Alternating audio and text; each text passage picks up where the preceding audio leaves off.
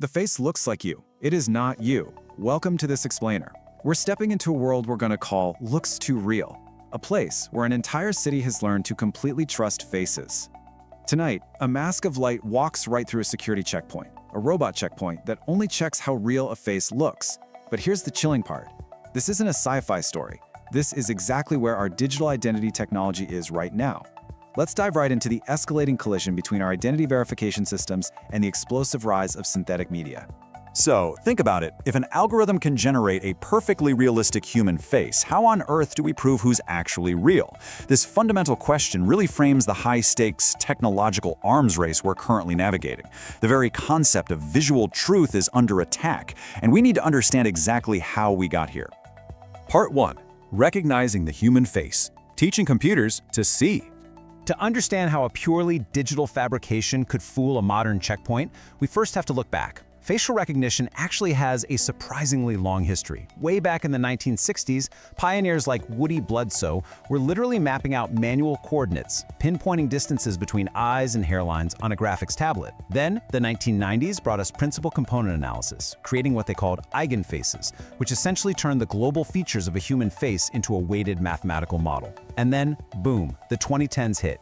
Deep learning and artificial neural networks totally took over, allowing machines to process and recognize faces with startling, almost instantaneous speed. And this brings us to the mechanical four-step process that the robot at our checkpoint uses today. First, it detects and segments your face from the background. Next is alignment, to adjust for pose and lighting.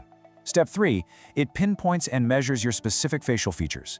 And finally, Step 4, that unique mathematical feature vector is matched against a database. For years, we thought this mathematical translation of physical reality was pretty much foolproof. But then things shifted.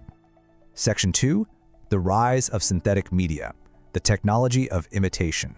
The landscape drastically changed when algorithms moved from simply recognizing faces to actually generating them from scratch. Our checkpoints were designed for physical humans, right? Not hollow faces of light. We call this synthetic media.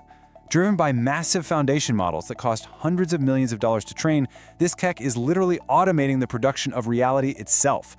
Whether it's a deepfake swapping a celebrity's face or a completely generated persona that never existed at all, the AI operates within human-prompted parameters to synthesize a brand new truth. And the real-world consequences here, they are massive. Just to give you an example, back in 2019, voice cloning technology successfully impersonated a chief executive's exact vocal cadence. The result? A fraudulent transfer of 220,000 euros. The unconditional trust we put in our senses is actively being weaponized. Which leads us to Section 3, the generative adversarial game, the zero-sum arms race. So, how did the mask of light get so flawless? Well, in our narrative, an archivist decides to follow that fake face back to its source, back to a model that was trained to imitate, not to be. To understand this, we have to look at an architecture developed in 2014 by Ian Goodfellow called Generative Adversarial Networks, or GANs. These two neural networks are locked in a zero-sum evolutionary arms race, mimicking predator and prey. On the left, you've got the generator, acting as the ultimate counterfeiter, trying to craft realistic images. And on the right is the discriminator, acting as the detective, evaluating those inputs against real data to spot the fakes. Here's how their loop works. The generator takes random noise from a mathematical latent space and synthesizes a face.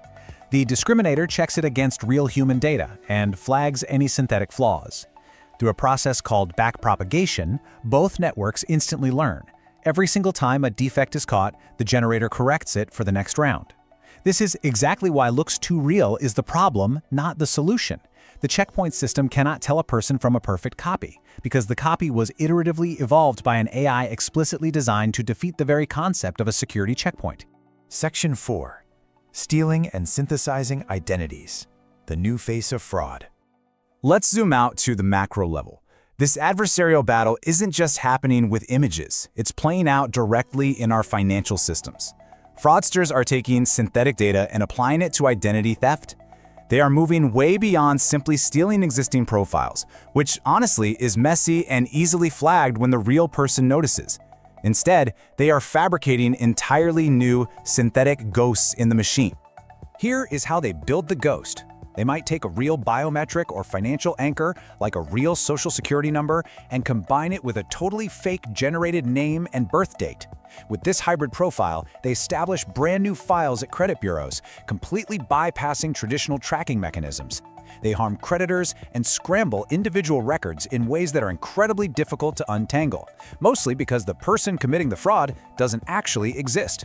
They are just a perfectly calibrated mask. Moving to Section 5, the erosion of trust. Devaluing reality. When synthetic voices and generated faces effortlessly bypass our recognition checkpoints, a city's belief in its cameras completely shatters. The core foundation of legal and societal trust really begins to crumble. And to be fair, even before deepfakes, our systems were flawed. Facial recognition already struggles with high false acceptance rates and bias limitations. As Georgetown researcher Claire Garvey points out, relying on this as a standard for legal evidence is deeply perilous. Add synthetic media to the mix, and that peril multiplies exponentially. This leads us to what experts call blackmail inflation, or the liar's dividend. When courts, juries, and everyday citizens can no longer tell what is real, genuine evidence can simply be dismissed. A guilty person caught on tape can literally just wave their hand and say, "Nope, that's not me, it's a deepfake." The mere existence of the technology devalues authentic reality. Section 6. The race for detection. Society's ultimate discriminator. So we are now in this macro-level cat-and-mouse game. If the generator is the malicious actor, well, society has to act as the ultimate discriminator. The real-world archivists are fighting back. Image forensics teams are developing end-to-end deep networks to spot spatiotemporal inconsistencies. Things like a subtle pulse that doesn't quite match a human heartbeat, or unnatural color frequencies that they can amplify and catch. They are hunting for the invisible fingerprints of the algorithm. But here's the catch. The generators keep learning from those detections, leaving fewer and fewer digital artifacts behind. As the technology perfectly mimics the truth, we arrive at the end of our story, facing the ultimate paradox of a world that looks too real. So I want to leave you with this. If a face can pass every single test and still belong to absolutely no one, what was the test for? If you enjoyed this video, please like, comment, and subscribe for more AI and technology content. Thanks for watching.